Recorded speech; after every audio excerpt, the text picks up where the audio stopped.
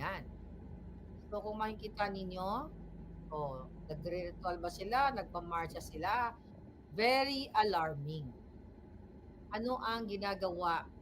Kasi mga more or less kulang-kulang daw po 100 yan, okey, ang, mga, foreigners na yan. So, tignan natin, okey, tanggalin muna natin 'to. Hmm, kita mo? Kita niyo? Anong mga lahi yan? Ano ang ginagawa niyan sa Pilipinas?